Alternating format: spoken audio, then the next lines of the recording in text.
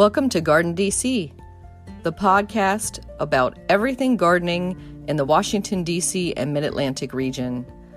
I'm your host, Kathy Jentz. I'm the editor of Washington Gardener magazine, and we're aimed at gardening enthusiasts, people who grow everything from edibles to ornamentals, natives to exotics. If it grows in our area, that's what we talk about.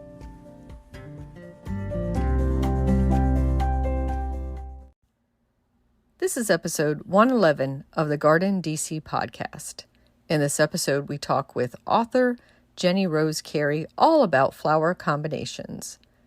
The plant profile is on Rose Campion, and we share what's going on in our garden as well as some of the upcoming local gardening events.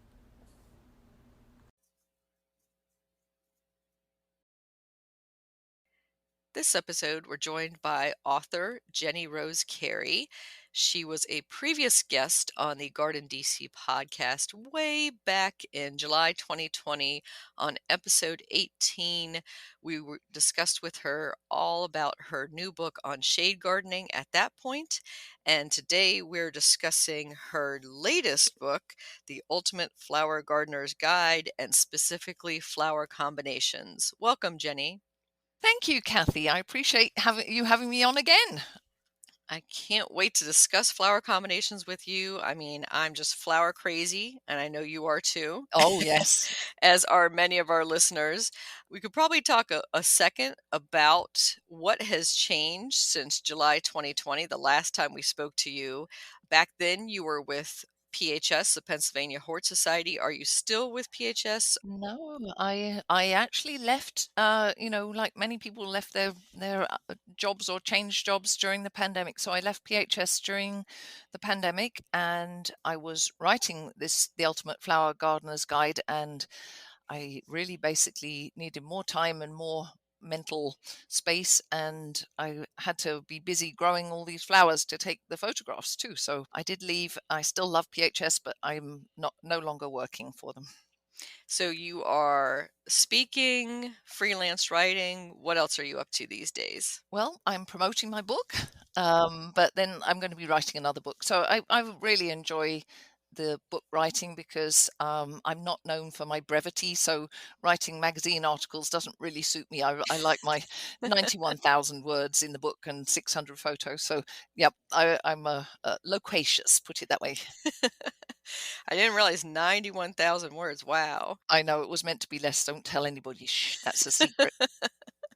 So just having submitted my second book to the publisher, I know exactly what you're talking about on that process and how it can be really all time consuming and take you away from everything else. And 600 photos, I congratulate you on that as well. Oh, thank you very much. So the interesting thing is, as you know, with your speaking engagements, Kathy, when you go to these places, people take you to their nice gardens and you can photograph. You ask whether you can photograph, and they always say yes. They're delighted to have you photograph, and public gardens, private gardens. But because of the pandemic, I wasn't, I was doing Zoom lectures like you. So you really don't get out and about to take the photos in other people's gardens. And obviously I've got a back stock of photos over the years, but when you have got an idea in your mind for the book, you're really photographing for that book. So I ended up having to take pictures mostly in my garden unless I'd already got the photos. So we had to grow the flowers, and then set up the photo shoot there and do it in the garden. So pretty much I think everything that you see in the book, there's 175 genera, so different genuses, if you want to say like that, but they're all from the garden. So I'm writing about flowers that I grow myself. That's amazing. And for those listeners, the majority are in the mid-Atlantic US. And this book will be a tremendous resource for us because if you can grow it outside of Philadelphia, where you're located, most of the rest of the region can grow it as well. So maybe we should talk a little bit about your garden and where it's situated, the type of soil you have, and maybe your hardiness zone as well. That sounds a good idea. So I am about 16 miles north of Philadelphia. So I'm in Montgomery County, Pennsylvania, and I have a nice, it's actually really a lovely clay loam, but I have worked on the soil. And as you know, the more you work on it, the better it is for whatever you want to grow. So it's a clay loam soil, and it's quite free draining, but I because I'm on top of a hill, but I do have low lying areas. I'm a zone really 6, 7. I think zone 6 is 4 miles away from me, and it says 7, but believe me, I am not really a zone 7 all the time. Next to my house is zone 7. The rest of the garden, the wicked wind blows along there, and I'm definitely a zone 6. So 6, 7, and really not bad soil, but I do work on it. I either add tons of my leaf mold for the things that need a bit more moisture, and then I add tons of grit and gravel and sand and all the other things to help it and raise up the beds if they are plants that need more drainage. So I make my own little microclimates for the different flowers. If they're not happy, I try and amend it. And how long have you been gardening there? I've been here 25 years, which I was just thinking this morning, how did that get to be 25 years? I'm sure we all have the same thing. But Mhm. it's interesting because there really was nothing in the way of herbaceous plants. I can list them on my hands. I mean, it was the old orange daylilies, which I still love, the violets in the lawn, some lilies of the valley. It was that sort of level of herbaceous plants when I got here. Some lovely old trees, some of which blew down in the tornado that we had from Hurricane Ida last September, but really not much in the way of herbaceous. So, and now when you walk around the garden, oh, you just get it's like so many things because it is funny thinking about it actually, Kathy. I do want to grow everything. I want to try and work out how to grow everything. I don't know why, but I just like, if I haven't grown it, I'm curious. Maybe I'm curious gardener, something like that. I think a lot of us are the same way, Jenny. I think a lot of us, if we haven't tried something or we see it in somebody else's garden and we're like, oh, I didn't know I could grow that here, then we want to try it out. Or maybe we want to try out a different cultivar of something Yes. we've had in the past. Like Yeah. I know Gumfrena especially is one that I was like, whatever, for Yeah. years. And then in the last couple years, I've just gone Gumfrena crazy. There's just some great introductions and some beautiful ones. Yep, and it makes people don't realize it makes a wonderful cut flower, and you can even dry it if you hang Hmm. it upside down. But it's an interesting. So for people that don't know, it has a very round headed flower, so it mixes and mingles very nicely with some of the other more daisy shapes and loose shapes in arrangements, particularly towards later on in the summer, because it's an annual mostly for our listeners, I suppose. Hmm. So we'll get into some of those shapes and colors and combinations in a bit. But first, I did want to say the book is from Timber Press and it is gorgeous. It's not a hardcover, but it is packed with beautiful, beautiful photos. I think they made a choice, Kathy, about it's a soft cover to keep the price down because there's enough in here to keep, gardeners that have been gardening with flowers interested and learn new things, but it's also very accessible, I think, for the beginning flower gardener. So there's a deliberate choice with the shade, Glorious Shade, and with the Ultimate Flower Gardener's Guide to keep it at lower price point. So it's really meant to be accessible. So and I'm sure you don't mind if it gets beaten up as long as it gets used, really. Oh, I forgot to tell you the name of my garden. The name of the garden is Northview, and it's a interesting old property from 1887, and it has 4.5 acres, so I have a lot of space to try things out. Hmm. Yeah, you have the luxury of space to, be growing all these different varieties and have them side by side and be able to trial them and compare them. And of course, for the book, photograph and chronicle them. Yes, yeah. I mean, some people would say luxury of space, others will be like, ah, help, because I grew up in England with cottage gardens and, we have small spaces and believe me, they're packed full of flowers.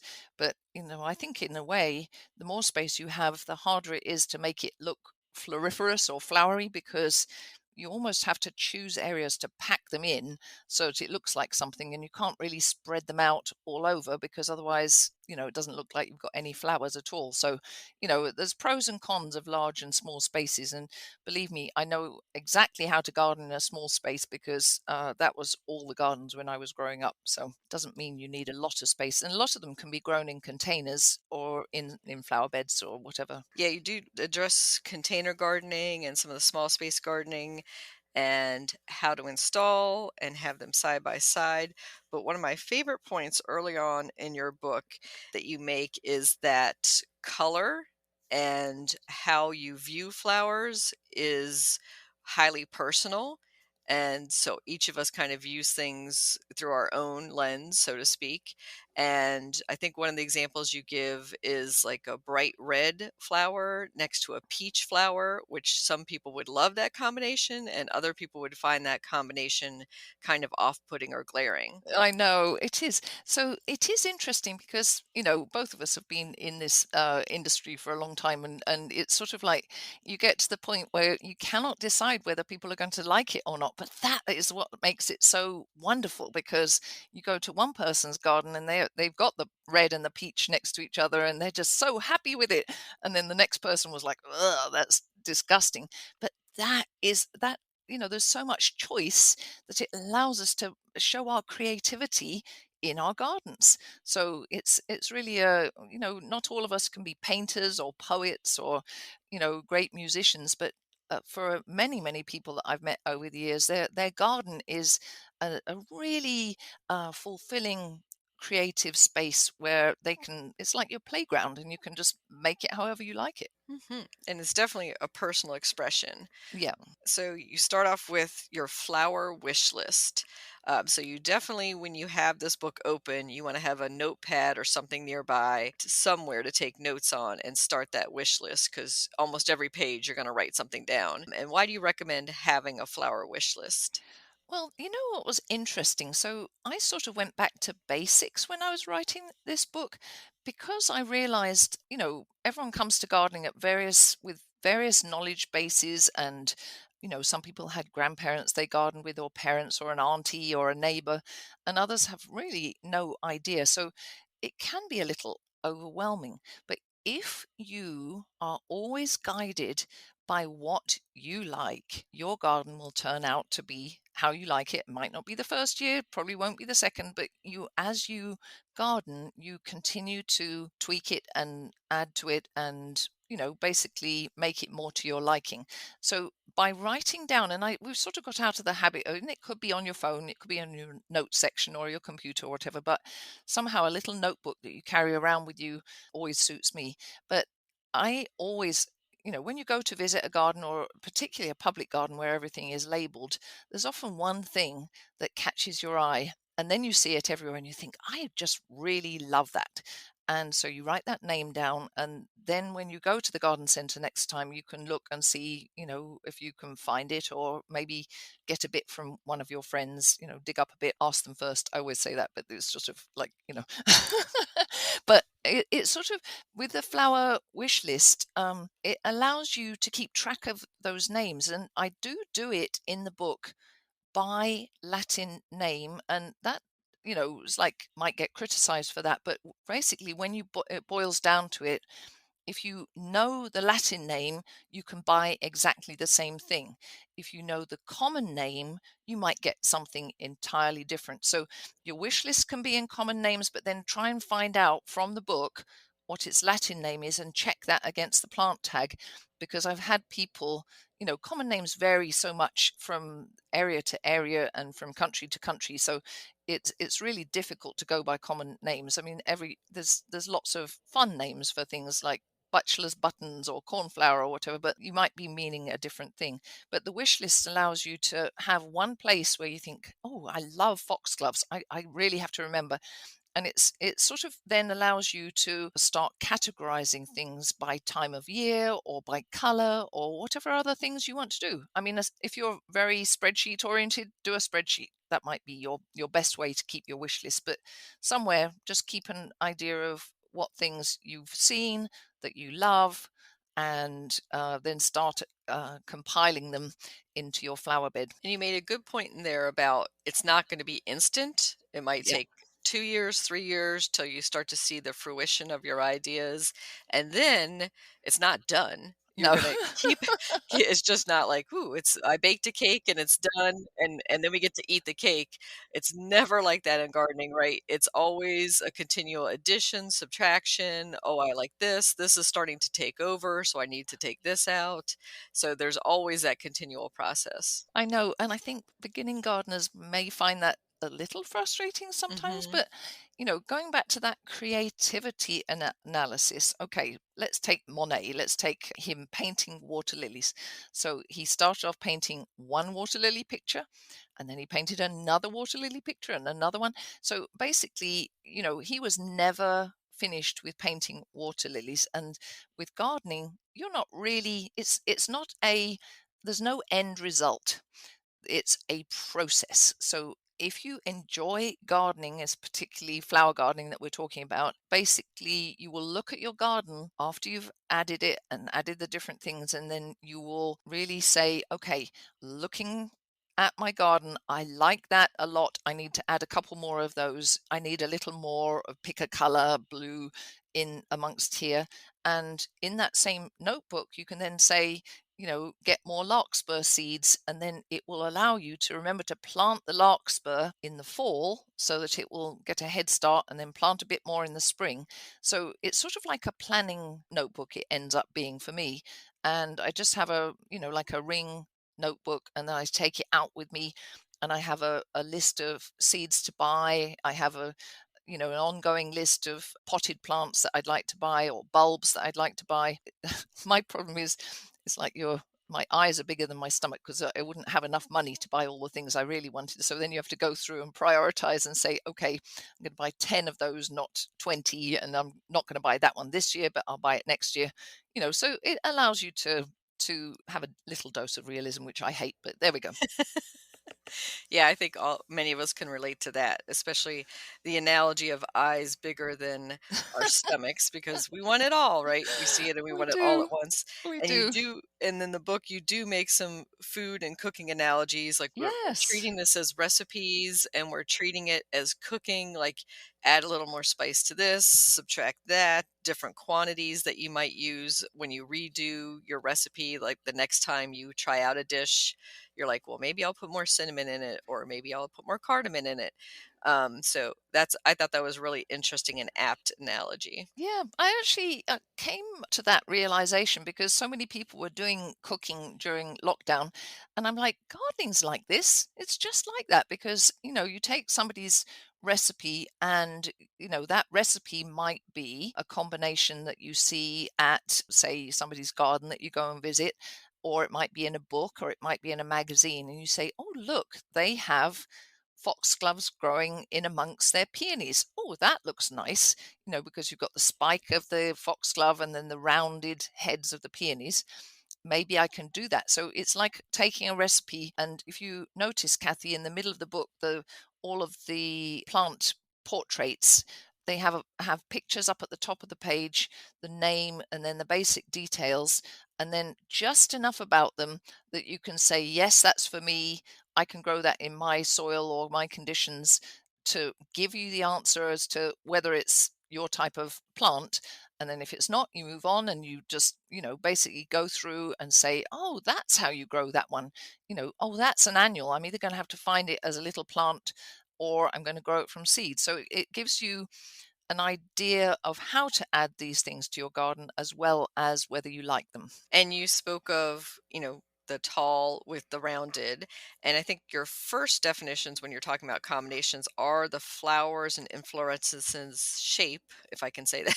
Inflorescence. Fluorescences, yeah. It's plural, shapes. So I guess we don't want to have all daisy types, all open Yeah. faced daisy types in a bed. We don't want to have all spiky tall things. So we want to have some type of texture and differences to guide the eye, or what is your principle when it comes Yeah. to combining shapes? So going back to how I use my garden here at Northview as my playground and my testing site, what we found out by looking at people's reactions to my flower beds was the reactions to the colors differ. And of course, I love pink, so there's way too much pink for some people. But, the reactions to the colors differ. But in general, people will look at a bed that has a mixture of shapes and textures of so basically an inflorescence is like, if you imagine a foxglove, each individual flower going up the stem combines to make an upright inflorescence. Or on an allium, many of the onion relatives, they have a round, but there's lots of individual bits that make up that round shape.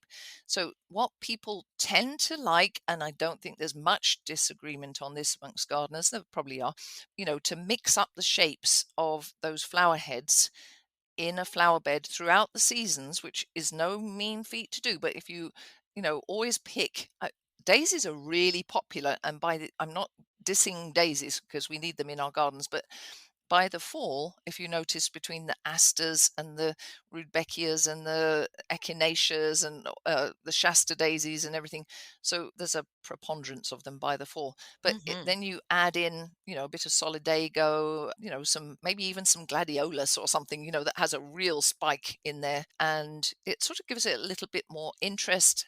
And sort of as your eye goes along from left to right along your bed or looks at your container, it gives it places to go rather than just like one big mound of chrysanthemums and Shasta daisies. So it's an interesting thing to think about, and I think the people that are really creative will get that right away. And it might be something you work up to. You might start with I'm just going to go with these colors and then work on the shapes later. And after the shapes of the flowers themselves, you talk about the plants, the overall Yes. plant shape. So there could be mounding type plants that are low that you might want to put at the front of a border because they would get lost, obviously, in the middle or the back. And then there's your tall, big types like a Joe Pye weed, where if you put that in the front, that's all you're going to get, right? Yeah. Yes, that's right. Yeah.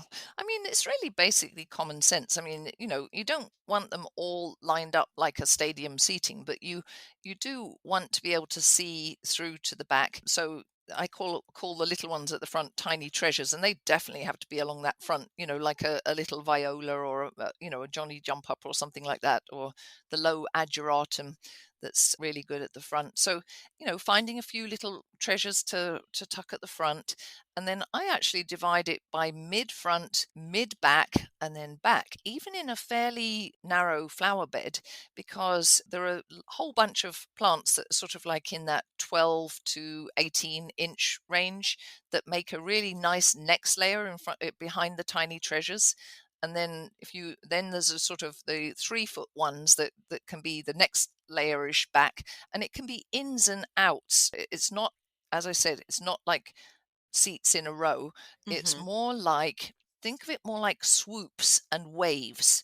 So if you imagine your flower bed as the shore and then the waves coming in on that shore, and if you can arrange your things more like the swoops of the waves coming into from the ocean, then it actually is really much more graceful. So you'll bring that mid back a little bit further forward in one bit and then swoop it back, and then you'll let your tiny treasures creep back a little bit in one bit. So it sort of has your eye tends to look at a border, especially if it's a long one, from left to right, like you'll be reading. So it really gives your eye some motion, both front and back and up and down along the back. So something like an airy thalictrum, or it might go with your Joe Pye weed, or a veronicastrum, which is a lovely native plant with tall, spiky sort of candles, actually. So you're just trying to think, does this look pleasing to me? What is missing? Do I need more height? Do I need, different texture? Maybe like things like a red hot poker or something like that, which is maybe a little more unusual. And maybe people in this area haven't seen it as much, but has strappy leaves, or, as I said, something like a gladiolus. They are making their comeback because they're just Hmm. unusual, and they're great cut flower if you want to do them in a row. So that's really it. Just sort of try and mix it up, look at the textures, look at the shapes of the overall plant, and just play with it. And also, don't be afraid to move things. That's the other thing. Some people think that it's in the ground, that's it, but as long as you're not in a drought, spring and fall are the best times to move things. But to be honest, if you can water it in afterwards and keep it watered, most things you can do throughout the summer. I wouldn't pick August, but it's probably a bit hot now. Definitely. And I love that undulating kind of look that you described, where it's coming in and out and the ebb and flow of the tide almost. We can call it like a Yeah. tidal flower bed. Oh, there we go. I think So that's good. Yeah. that's so beautiful. And good deal of your book is about the flower colors themselves and the combinations that we can talk about next in coloring.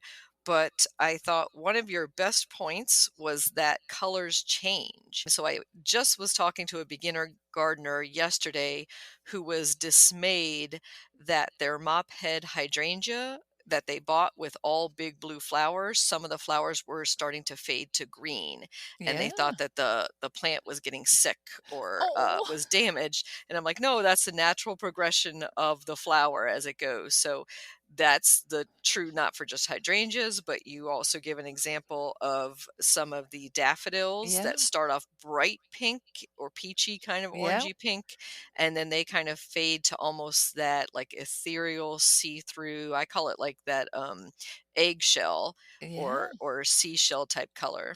Yeah, I know, and I'm glad you mentioned about that because I think that we are maybe too controlling with many things in our lives, and I'm speaking personally right now, but when it comes to gardening, you have to really learn to relax and let nature take its course, and then eventually after the flower has been pollinated, and basically we're flower gardening for pollinators when it boils down to it, which as I'm sure you've had many guests talk about pollinators, but no, without the flowers the pollinators have nothing. But after it's been pollinated, then the flower switches from being its pretty self to going to making seed mode, which is great as a gardener because then you can collect it or sprinkle it round in place. But it's not staying the same. Even with some of the flowers, you get like a foxglove again because it happens to be on the front cover and I'm obsessed with them.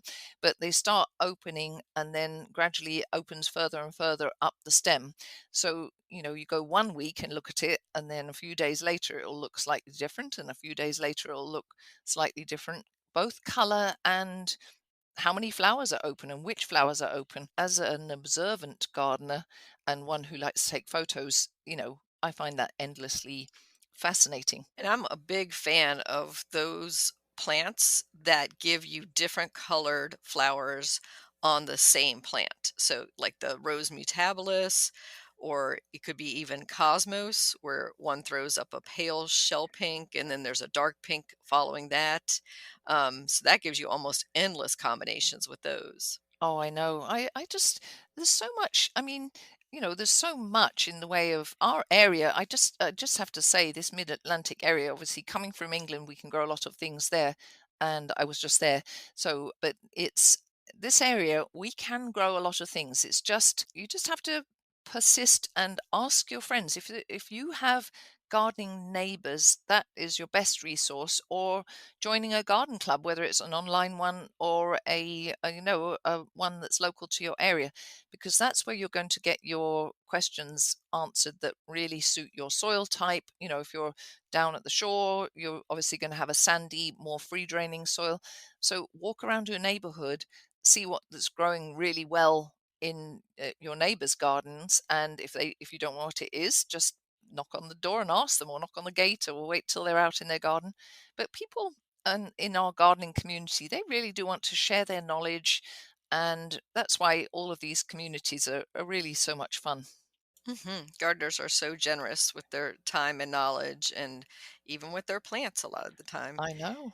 So, in the colors, you're an admitted pink fiend. You love pink in the garden, and I'm a big purple and green fan. I love that combination. But what's your favorite things to combine with your pinks? Well, I think that I love to add in a little splash of white because it sort of freshens it all up. And I do like to add in some purples along with the pinks. And sometimes even a blue. There's a sort of light blue. There's a new salvia that I've been loving. I think it's crystal white, I think it might be, but it's a hardy salvia. I might have got the name wrong, Kathy. I apologize, but if you don't grow hardy salvias, there's a good group for you to get to know, because they are really, you can cut them back and they have a whole nother flush. Is that the Salvia azurea? Yes, I think that is.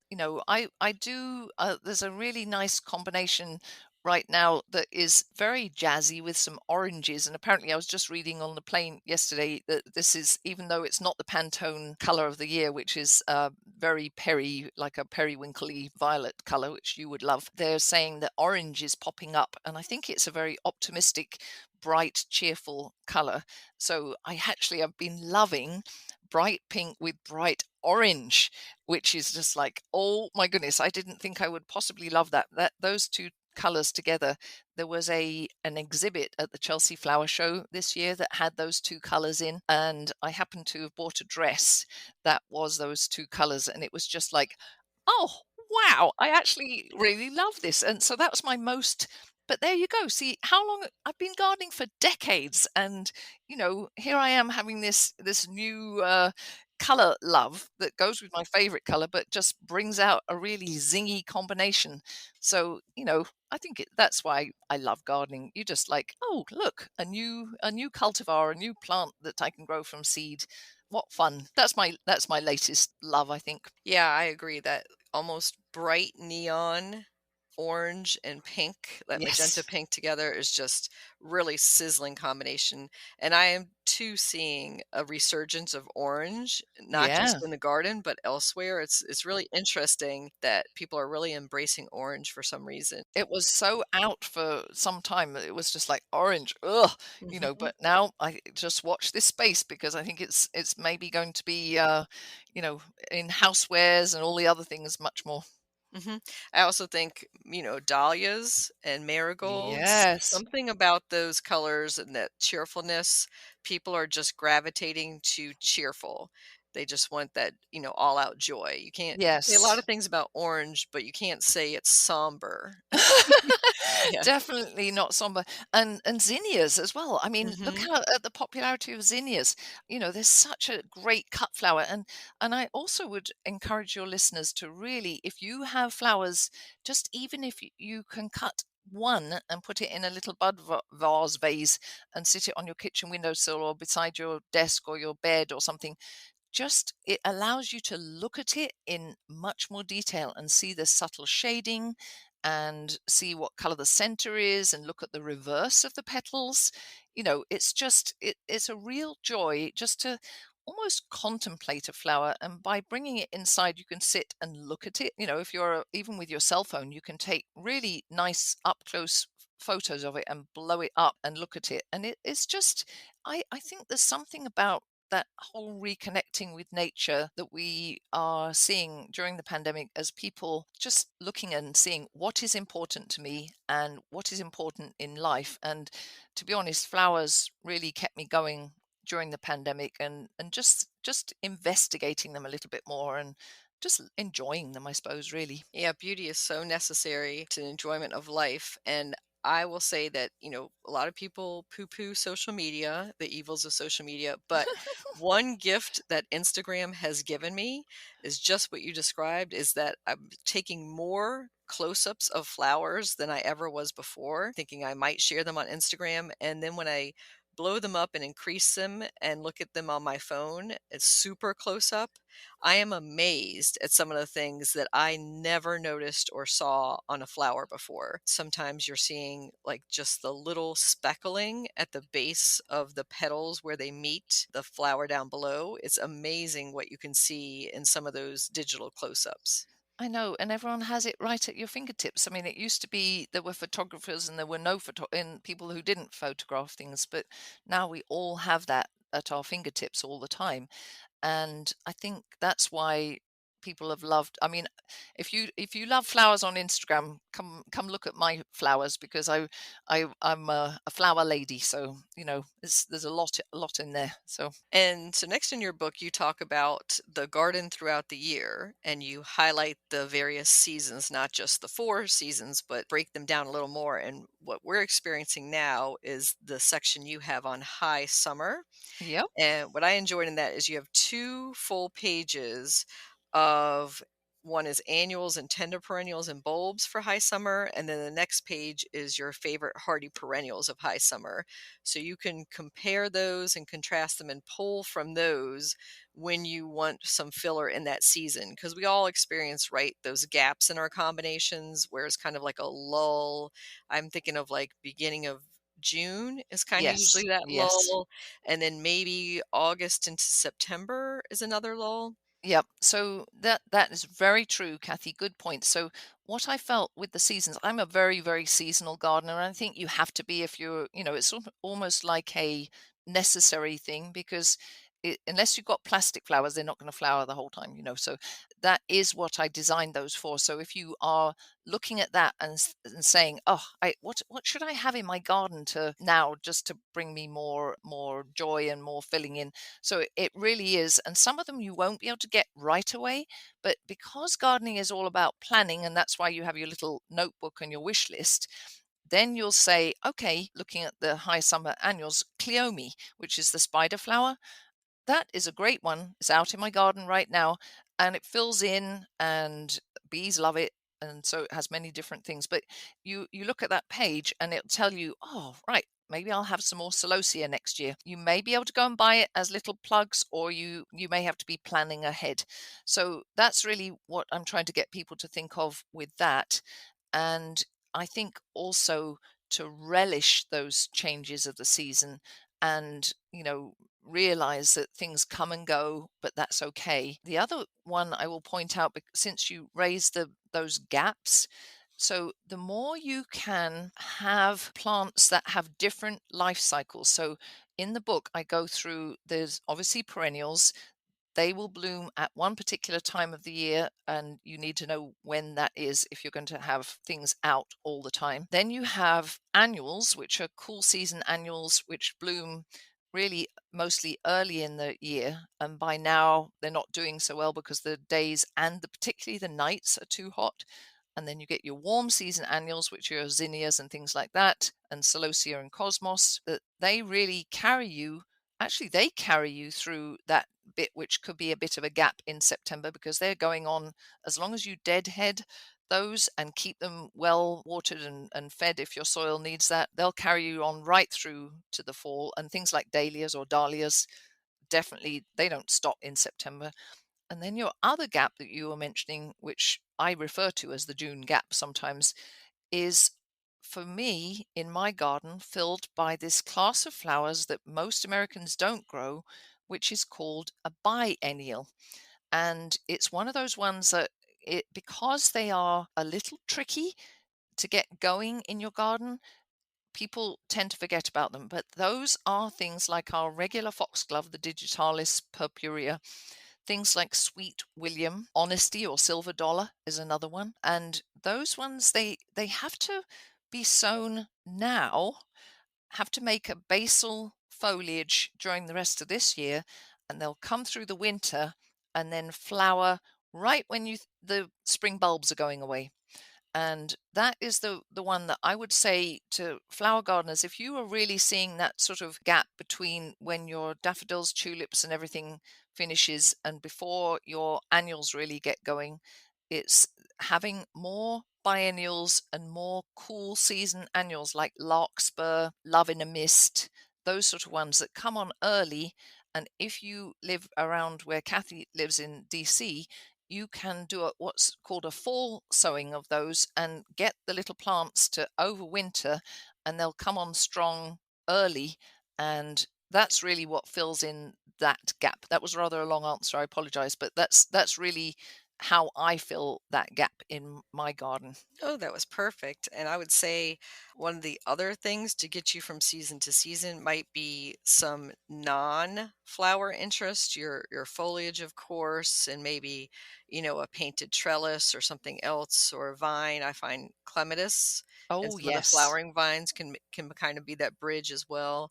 And then going into fall into winter, leaving those interesting seed heads up like on your alliums and your Cleome and the Gumfrena we talked about. But one aspect of combinations we haven't talked about is when you are layering for time and something doesn't come up when it's supposed to. And I'm putting air quotes around supposed to, like when the book, or not necessarily your book, but when the plant tag or when the seed pack said that this was an early June bloomer and it doesn't bloom till July. How do you bridge that gap? Oh, well, that is a tricky one because, obviously gardening is is fraught with unexpected things, but it's you know what I would say, quick trip to the garden center, find something that's blooming and pop it right in.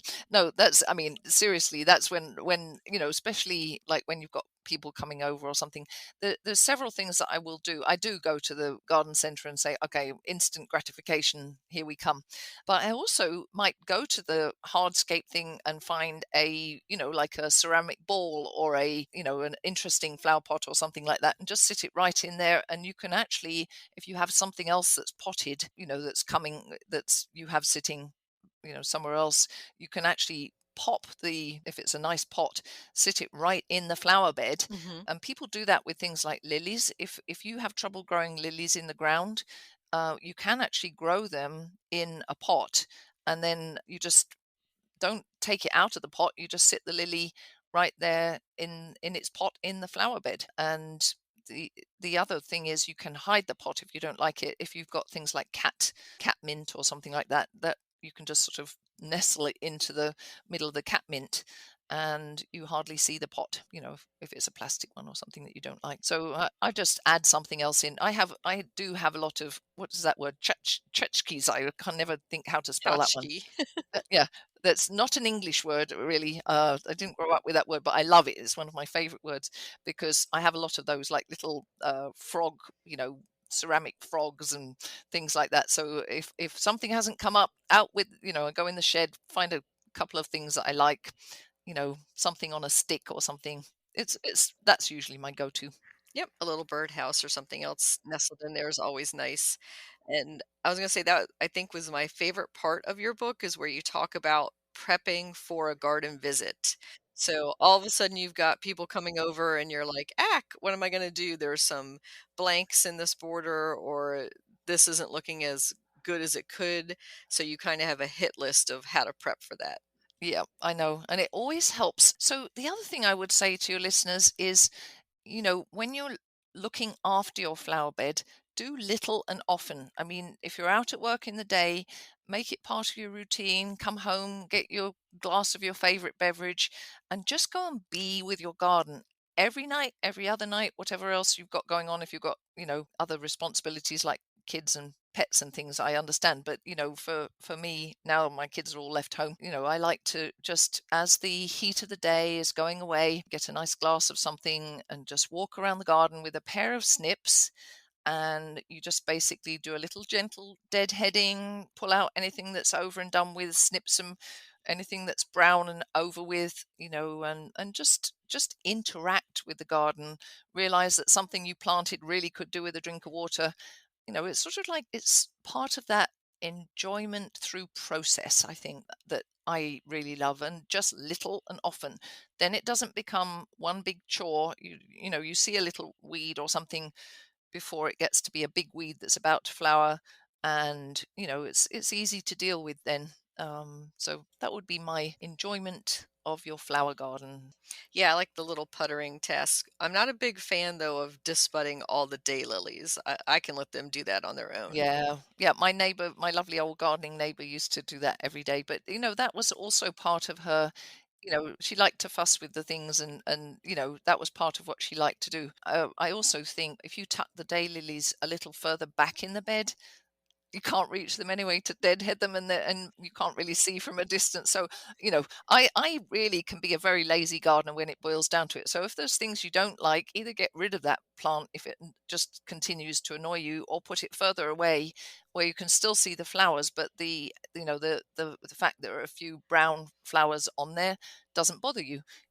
So just use common sense really with that. Excellent point. So, for one of our wrap up questions, before I let you go, I'm going to ask you some color and flower combinations that might be favorites of yours that you recommend. And maybe I'll throw out a few individual plants that people find tough to combine with. So, I would say the first would be your hybrid roses that kind of have that kind of, I'm going to call it naked underskirt area that needs to be covered. What do you combine with those? So I am going back to catnip. Sorry, they're not the same. You see, but nepeta basically is really good with roses, and you basically shear it back after the first flowering, and then you get a whole another flush. You can actually, an interesting one that people haven't been using, but I'm using more, are the penstemons like Husker's Red, because they will gently seed themselves in, and their upright stems sort of come up through the hybrid roses. So I'm loving that. The other one, let me think. I was going to say any of the yarrows would be good. So there's some really interesting. So they are Achillea, if you want the Latin, but there's some really fun colors, and the one I'm loving at the moment is vintage violet. Not surprisingly, you might like that one too. I'm really enjoying that one. And just any of the, flowering bulbs. You can put some of the non-hardy flowering bulbs in between that really don't take up much space. So you could put dahlias between it, or gladiolus, back to my gladiolus again. Hmm. So, and you can always plant a few spring flowering bulbs around them, like tulips or daffodils, for early show, just so you've got something early on, because they don't really look good until later in the season. And how about the tall bearded iris? Because, that's a short season of bloom, but then you have that tall foliage the rest of the time.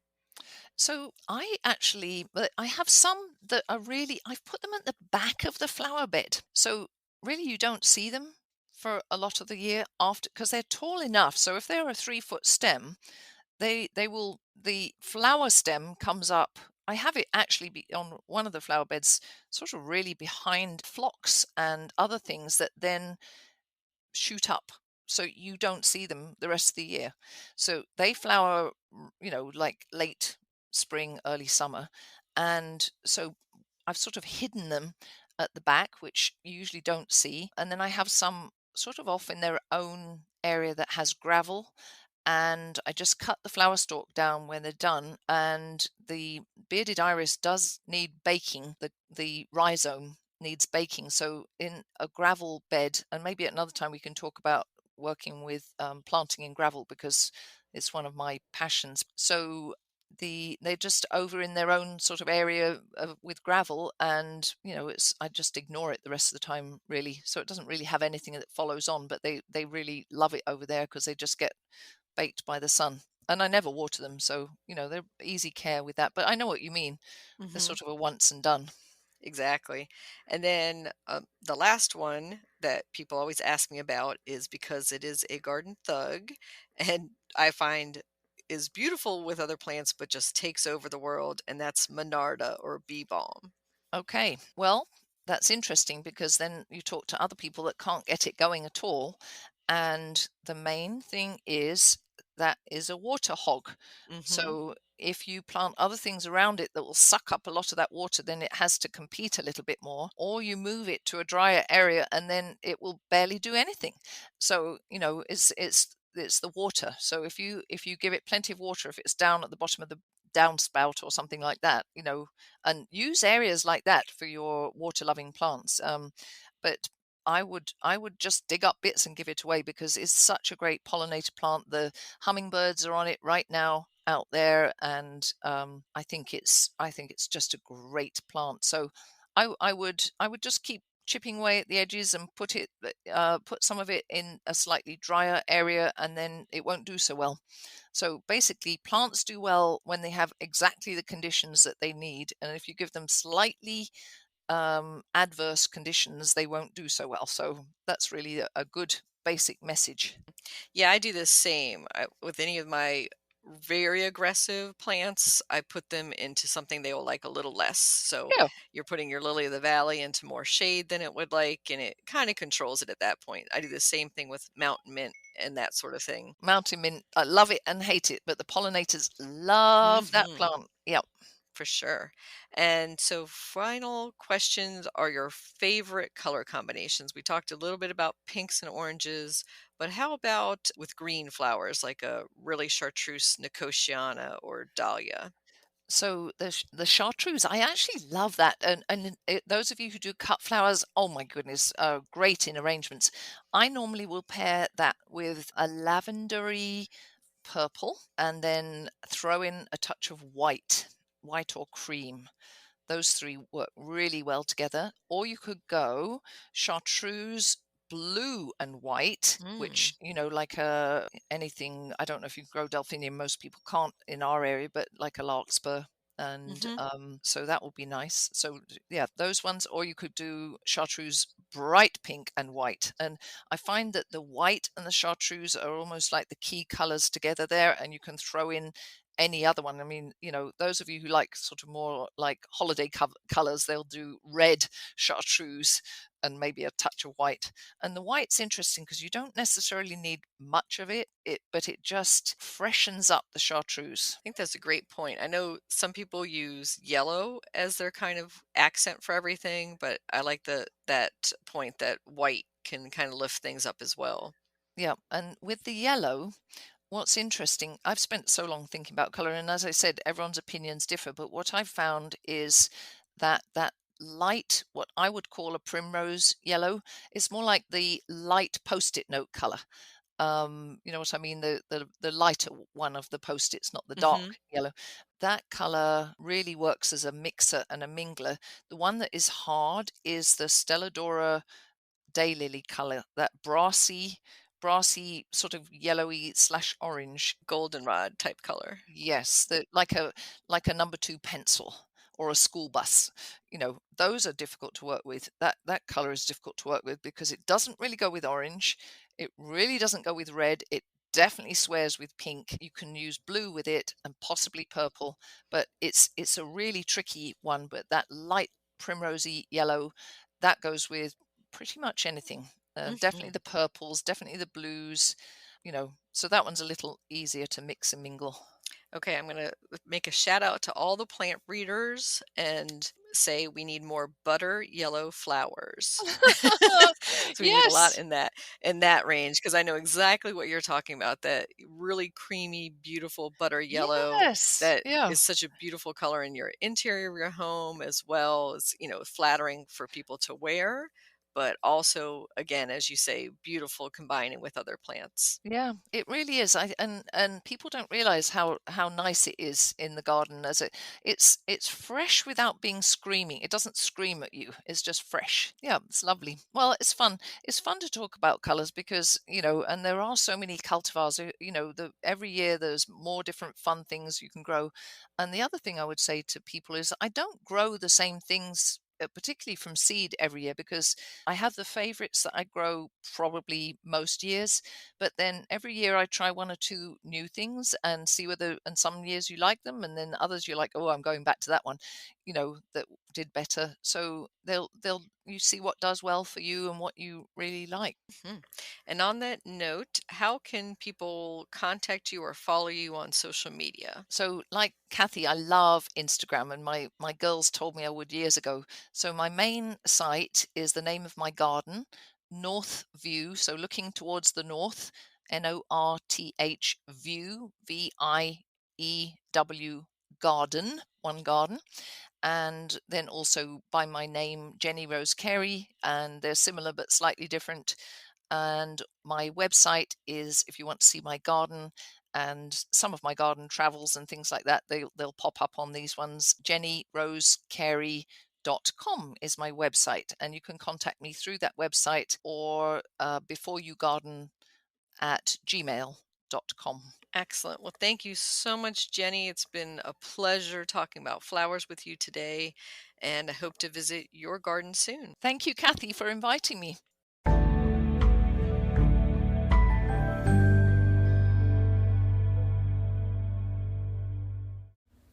Rose Campion Plant Profile. Rose Campion, Lychnis coronaria, is a favorite cottage garden perennial that has beautiful magenta flowers at the top of a tall stalk. The lower leaves are a soft textured gray-green rosette mound that is attractive most of the year. Rose Campion also comes in a white flowering version that is equally as lovely. It is short-lived and may not bloom during its first year. Rose Campion is hardy to USDA zones 4 through 8. It originates in the Mediterranean region and has naturalized to many other regions. It prefers dry, rocky hillsides in full sun, but can also grow well in normal garden conditions. It reseeds itself prolifically unless you cut off the seed heads at the end of the growing season. It is drought tolerant and deer resistant. The only maintenance needed is to cut back the finished flowers to encourage more flowering during the growing season. Rose Campion is often mixed up with lamb's ear, as they both have fuzzy silver foliage, but the flowers are very different. Lamb's ears normally have a tall spike of purple flowers that bloom in succession up the stalk. Rose Campion, you can grow that.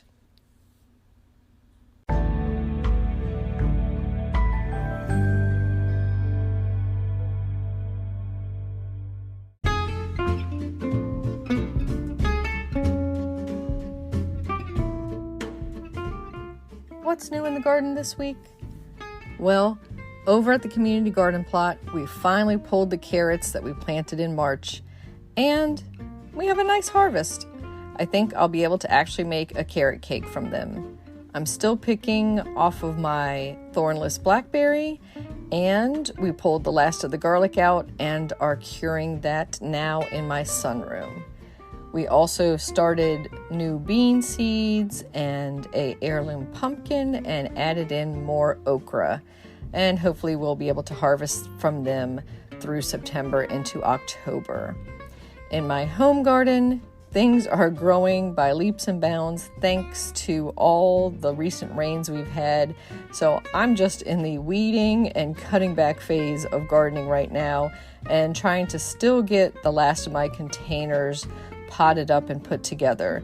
I'm also attending a local Azalea Society cutting workshop tomorrow and hopefully having some more azaleas to add to my garden.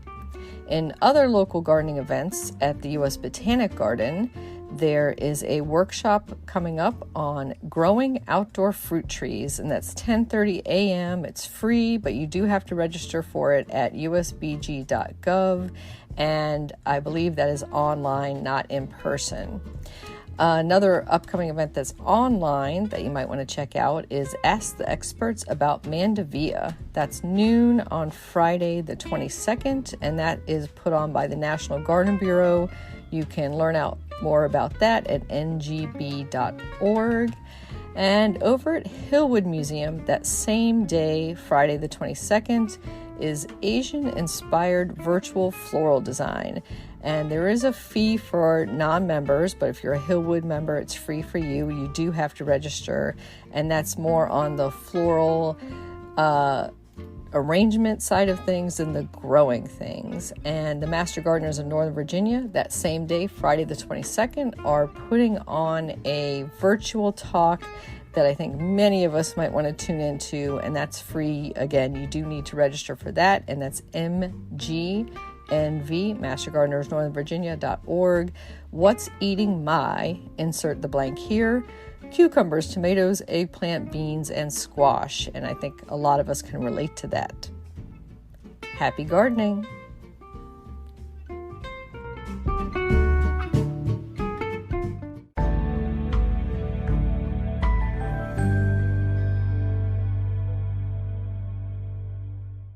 In the new book, The Urban Garden by Kathy Jensen Terry Spade, you'll find dozens of inspiring and creative ways to grow flowers, shrubs, vegetables, herbs, and other plants in small spaces and with a limited budget. Whether you want to grow on a balcony, rooftop, front stoop, or a tiny urban patio, turn your growing dreams into reality and build a gorgeous and unique garden that showcases your personal style while still being functional and productive. With the ingenious ideas and resourceful tactics found here, you'll be maximizing yields and beauty from every square inch of your space while also making a lush outdoor living area you'll crave spending time in. Whether you're growing edible plants or beautiful flowers, the 101 amazing growing ideas found in the Urban Garden will turn your tiny urban yard into a treasure trove of green you'll be proud to share with family and friends. Buy your copy today at your local retail bookseller or order it online now at Amazon.com or bookshop.org.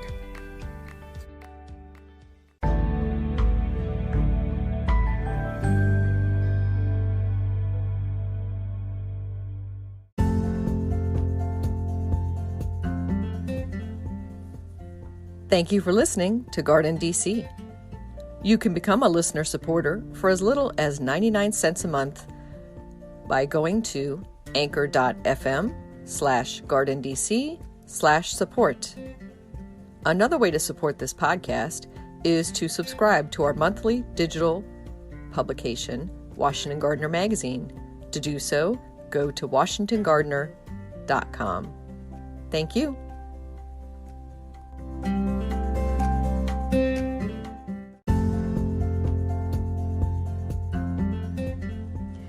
You can find Washington Gardener online at washingtongardener.com, on Twitter at WDC Gardener, on Instagram at WDC Gardener, and on Facebook.com at Washington Gardener Magazine.